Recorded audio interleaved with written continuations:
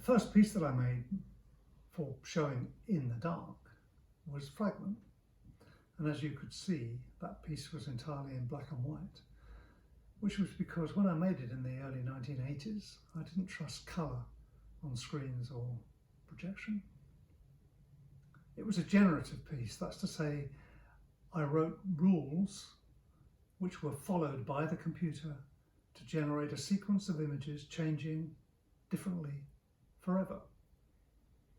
But the piece didn't last forever because what I did was I connected a pneumatic video recorder to the computer and let it run for just over an hour, making a videotape recorded directly from the computer. Since then, of course, it's been digitized, which is what you've just seen a snippet from. Now, I moved on much later when technology allowed it to use colour. And that's where working in the dark got really interesting. Because in different forms of light, colour is different. Different colours are visible. Some colours are not visible in some forms of light and so on.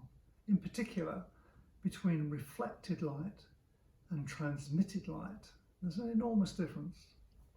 So to take a painting on a wall and turn it into an image on a screen transforms it in a way which means that it has no relationship in colour terms to its original. Or the other way around, to take an image on a screen and print it and show the print while you're showing a completely different work, moving between transmitted and reflected light. And that's been a very important issue for me to deal with over the years. I think that what became most interesting, however, was when I started to realise the idea of interaction with transmitted light, interactive systems using screens and projectors that changed according to the detection of, for example, movement or sounds in the room in which the piece was exhibited. So where did these ideas come from in the first place? Well, actually, they came from the idea of making sequences of work, which was quite common when I was young. For example, the Systems Group of painters in the UK often made series, works which were very close together, generated by the same algorithms or the same mathematics, but producing slightly varied results. And what I realised in the early 80s was that computers, as they had become by then, could produce not just series of works where each work was a slight variation of the other, but could string those together to make movies, basically, and could do that in real time. And that was the transformation in my thinking that led me to do that work, Fragment. Of course, it's moved on a long way since then, not only through interaction and such things, but also the scale of what one can do.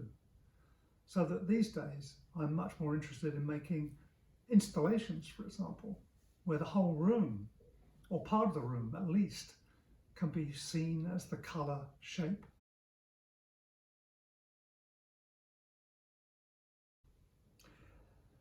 Beyond installations in a space, I've been very interested in connected installations in multiple spaces.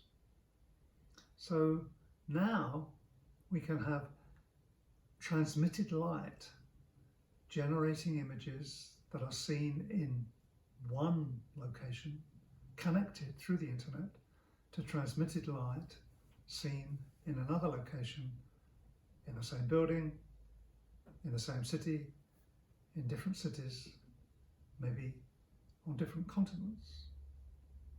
Here we can see interaction, a form of communication between people in different locations, in different cultures. And all of this is made much more possible by the use of transmitted light, light that can be seen in spaces that are dark, working in the dark, but in darknesses which are different in how they feel because of the location. So one place may be in daytime and another at night. And so a mild form of gentle darkness in one place and a form of total darkness in another.